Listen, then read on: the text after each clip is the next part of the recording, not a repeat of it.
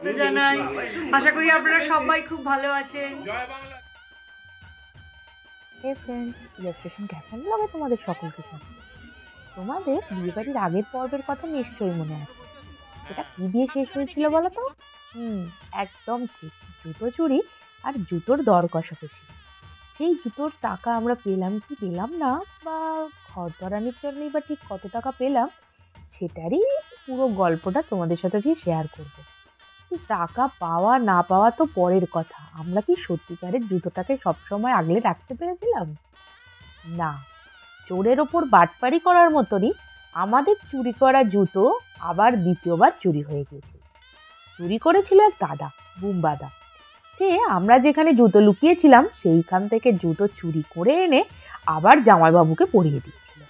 এবার আমরা তো দেখে অবাক যে আমরা তো জুতো চুরি করে লুকিয়ে রেখে এসেছি, তাহলে জামাইবাবুর পায়ে কিসের জুতো? ও মা, এসে দেখি জুতো নেই, বরমশাই বরের জুতো পরেই বসে আছে। তো আমি আর রবি মিলে অনেক প্ল্যান কষাকষি করলাম, করে বিভিন্ন উপায়ে ছলে বলে কৌশলে আবার জুতো চুরি করার চেষ্টা করলাম। কিন্তু একবার জুতো চুরি করার পর দ্বিতীয়বার চুরি করাটা ঠিক যে কতটা কঠিন সেটা নিশ্চয়ই তোমরা জানো। তারপর আর কি, জামাইবাবুকে প্রণাম করার ছলে আমি আর রবি ডাইরেক্ট গিয়ে জুতোটাই তুলে নিয়ে চলে এলাম। যাকে তুলে নিয়ে একদম এমন জায়গায় লুকিয়েছিলাম বিয়ের আগে অবধি সেই জুতোর ঠিকানা কেউই পায়নি।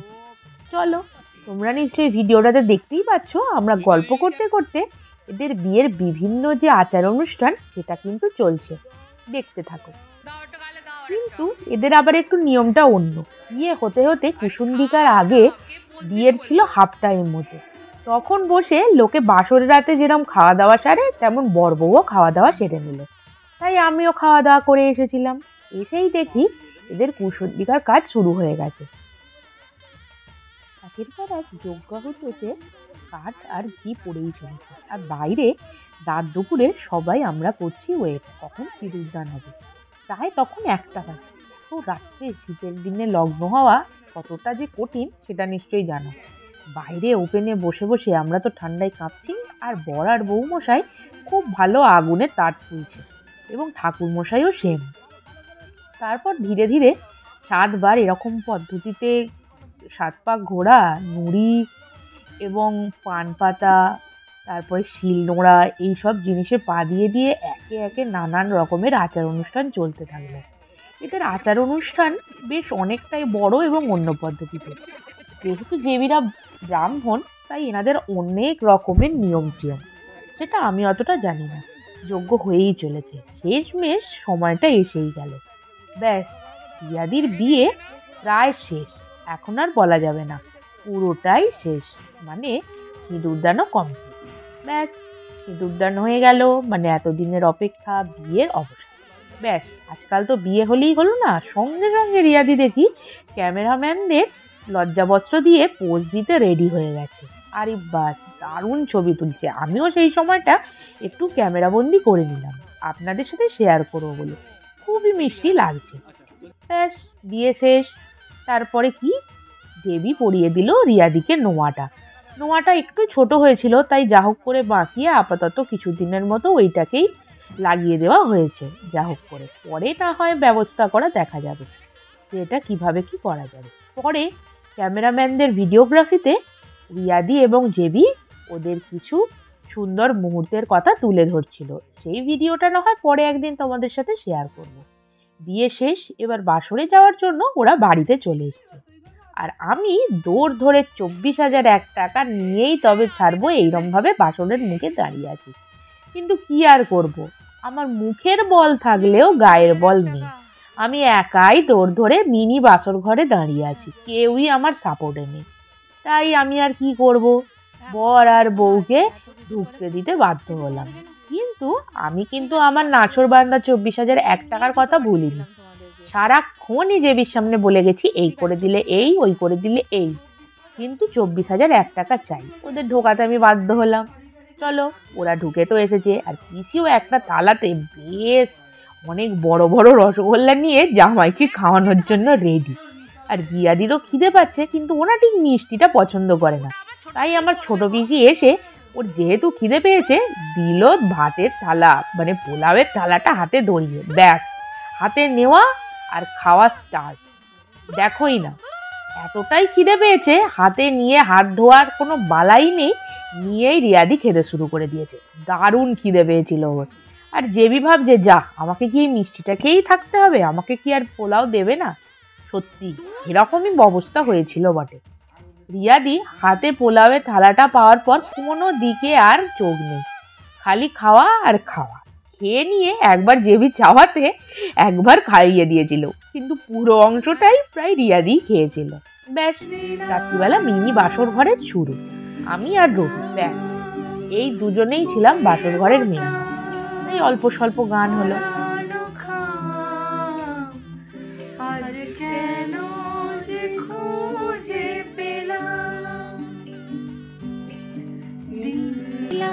দিনে একলা করে থাকে না তো মন, কাছে যাবো হবে পাবো ওগো তোমার নিমন্ত্রণ। গান বাজনা শেষ হতেই আমরা ঘুমিয়ে পড়েছিলাম, কারণ সকালবেলায় বিদায়। বেশ, কন্যাকে আমরা রেডি করে দিয়ে আমরা সবাই যে আশীর্বাদ হবে যাওয়ার আগে তার কাজে ব্যস্ত ছিল। একে একে সবাই রিয়াদি আর জামাইবাবুকে আশীর্বাদ করে নিল, এবং তারপরেই বাইরে বিদায়ের অনুষ্ঠানের জন্য সবাই রেডি হচ্ছিল। বর বউকে দাঁড় করিয়ে কিছু একটা ঘোরার কিছু রিচুয়ালস চলছিল, আর জেবি সমানে গাড়িকে ফোন করে যাচ্ছিল, কারণ সময় পেরিয়ে যাচ্ছে অথচ বরের গাড়ি এসে পৌঁছায়নি। কিন্তু ব্যাস, গাড়ি এসে যেতেই আমরা গাড়িতে উঠে পাড়ি দিলাম, এবং আমিও গিয়েছিলাম দিদির সাথে। আমরা চললাম রিয়াদি শ্বশুর বাড়ি। এত হাসি মুখে শ্বশুর বাড়ি যায় আমি প্রথম দেখতে পাচ্ছি। ঠিক আছে। জেবিদের বাড়ির সামনে গলিটাতে একটু ফটোশ্যুট হয়ে গেল। রিয়াদি আর জেবি হাত ধরে ধরে ঢুকছে ঘরে, আর গিয়েই দেখি দিদি উনুনে দুধ আদলানোর যে কাজটা সেটা করছে। সেই রিচুয়ালস হয়ে যাওয়ার পরে কাকিমা রিয়াদিকে বরণ করে ঘরে তোলার বিভিন্ন যে কাজ আছে, রিচুয়ালস আছে, সেটাকে সেরে নিল। তারপরেই রিয়াদির হাতে দিদি দিয়ে দিল কলসি। এতটাই ভারী ছিল যে একটুখানি ছাড়া বেশিক্ষণ ধরে রাখতে পারলো না, এবং তারপরেই আলতা পায়ে ঘরে প্রবেশ।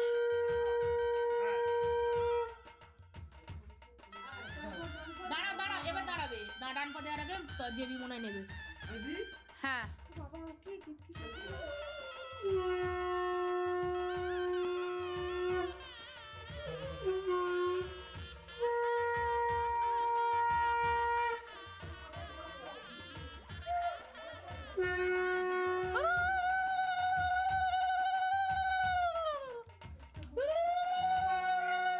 তারপর পিছন দিক দিয়ে উঠোনে পেরিয়ে যে তুলসী মঞ্চ আছে সেখানে ওরা দুজনে দাঁড়িয়ে প্রণাম করে দিল, এবং ওপরে গিয়েই দেখি আশীর্বাদের কাজ শুরু হয়ে গেছে। কাকিমা প্রথমেই ওনাকে যে রিয়াদির যে নোয়াটা দেওয়ার কথা সেই নোয়াটাকে পরিয়ে দিল, এবং দিদিরা আশীর্বাদ করে নিল।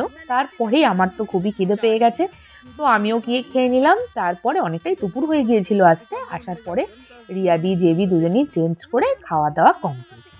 এবার আমরা রাত্রিবেলাতে, আমি যেহেতু হাতে মেহেন্দি করিনি, তো আমি রিয়াদিকে একটু মেহেন্দি এবং নিজেও হাতে একটু মেহেন্দি করেছিলাম।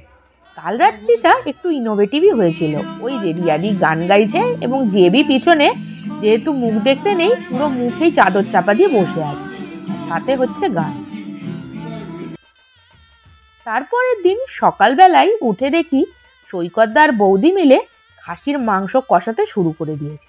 কিন্তু আমাকে তো রিয়াদির ওখানে যেতে হবে, যেহেতু রিয়াদিকে আমি সাজানোর একটু দায়িত্ব নিয়েছি, তো বউ ভাতের দিনে বউকে তো একটু সাজিয়ে দিতেই হবে দুপুরবেলা।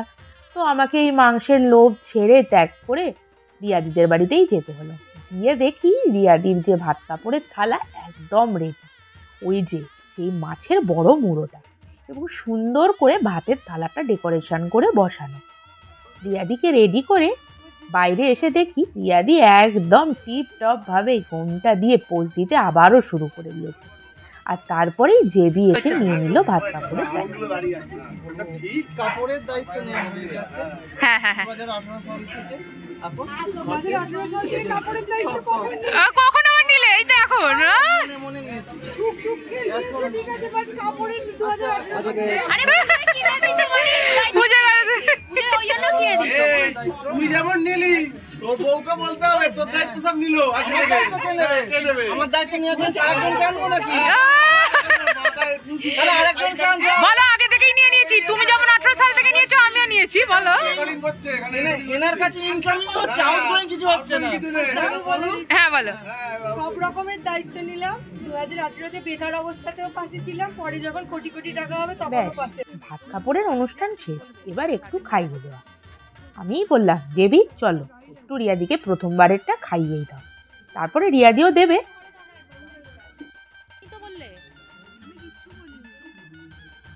ব্যাস ওদের খাওয়া দাওয়া তো শেষ, আমিও এবার একটু খেয়ে নিলাম। তারপরেই নিচেটা গিয়ে দেখি যে ওদের ঘরের খাটও রেডি হয়ে গেছে, তাই তোমাদের সাথে একটু সাজানোটা শেয়ার করলাম। এরপরেই আমি না রিয়াদিদের বাড়ি ফিরে গিয়েছিলাম, কিছু তত্ত্ব সাজানো তখনও বাকি ছিল। আমি, রবি আর পল্টু মিলে একটু জলদি যে আলাদা করে রাখা যে সমস্ত তত্ত্ব বাকি ছিল একটু সাজিয়ে নিলাম। আর তারপরেই নাম্বারিং করে পাঠিয়ে দেওয়ার কথা ছিল রিয়াদিদের ওইখানে। আমার না যেতে একটু লেটই হয়ে গিয়েছিল, কারণ এতটা জিনিস রেডি করে প্রত্যেকটাতে নাম্বার দিয়ে রেডি করতে আমার ভালোই সময় লেগে গিয়েছিল, যার ফলে আমি তখন সাজগোজ করে উঠতে পারিনি। তাই এই ক্লিপটা আমাকে রবি পাঠিয়েছিল। ও ওখানে গিয়ে তত্ত্ব চলে যাওয়ার পরে যে বিভিন্ন ছবিগুলো হয় সেই ছবিগুলো ভালো করে তুলে আমাকে দিয়েছিল, এবং আমি সেজে গুজে পরে এন্ট্রি। এখানেও গিয়ে দেখা যায় যে রিয়াদি খুব সুন্দরভাবে সেজে গুজে মস্তভাবে পোজ দিচ্ছে, আর আমি ডাকতেই হাই হ্যালো তো শুরু করে দিলই, এবং বেশ সুন্দর পোজ প্রথম থেকেই দিতে শুরু করেছে। হাই হাই, বেশ পুতুলের মতো হাই করছে, তাই না? আমি একবার বাইরে থেকে ঘুরে আসলাম। ব্যাস চলো চলে এসেছি রিয়াদিদের এখানে। আগের ভিডিওটা আমি ঠিক তুলিনি, রবি তুলে দিয়েছিল। আর এদিকে আমার মা রিয়াদির সাথে একটা ছবি তুলবে বলে দাঁড়িয়েছিল। এখানে বৌদিরা, দিদি, দাদা, জেঠিমা, পিসি এবং জেঠিমা সবাই মিলে এক জায়গায় বসে গল্প জুড়েছে। ছোট পিসি তোমাদের হাই করে দিল একবার, এবং এখানেও দিদি, পিসিমশাই, দিদির মেয়ে সবাই দাঁড়িয়ে আছে। না জানে পিসিমশাই আর রবি কি নিয়ে এত গম্ভীর আলোচনা করছে। সেই সুযোগে আমিও একটু ক্যামেরাবন্দি করে নিলাম। দূরে দাঁড়িয়ে আমার মা, আর এই আমার ছোট পিসি। ছোট পিসি নিজেও যেমন সবুজ, নিজের মনটাও তেমন সবুজ, আর নিজের ব্লগের চ্যানেলটার নামও সবুজ মন। তাই ছোট পিসির চ্যানেলটাকে তোমরা একটু দেখতেই পারো। আর এখানে সবাই মিলে একে একে রিয়াদির সাথে পোজ দিয়ে দিচ্ছে। অঞ্জনা পিসি, পিসিমশাই, তারপরে একে একে সবাই রিয়াদির সাথে পোজ দিয়ে দিল। এবং তারপরে রিয়াদি, জেবি এবং জেবির মায়ের সাথে একটা স্পেশাল ফটোশ্যুট। আর বাকিরা তখন হই হুল্লোড় কথাবার্তায় ভর্তি। আর শোভনদাও হাই করে দিল। ওকে কতবার বললাম 2-4টে ছবি তুলে দিতে, দিল না। অবশেষে রবি আমাকে একটু ভিডিও করে দিয়েছিল। আর এইখানে পিসি, পিসিমশাই, দাদা, বৌদির সপরিবার। এবং তারপরেই ওরা যথেষ্ট ফটোশ্যুট হয়ে গেছে বাবা, আর ফটোশ্যুটের কাজ নেই।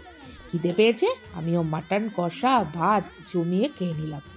তারপরে বউ ভাতের যে মেন রিচুয়ালস, রাত্রিবেলা বর আর বউ খেতে বসেছে। এখানেও সেম, বললাম চলো একটু কড়াইশুটির কচুরিও দাও। আর রবি তুলবে না ছবি, আমিও ছাড়বো না। টানাটানি করে একটুকুনি ছবি তো ওর থেকে তুলেই নিলাম। বুঝবি বলো, রাতে ছিলাম না বটে, কিন্তু ভিডিও সাপ্লাই ঠিকই পেয়ে গিয়েছিলাম। যাই হোক, বিয়ের শুরু থেকে শেষ অবধি পুরোটাই তোমাদের সাথে শেয়ার করলাম। আজকের মতো ব্লগ এখানেই শেষ। এই ব্লগটা কীরকম লাগলো তোমরা জানাতে কিন্তু ভুলো না। দেখা হবে পরের আরেকটা ব্লগ। বাই। ততদিন তোমরা ভালো থেকো, সুস্থ থেকো।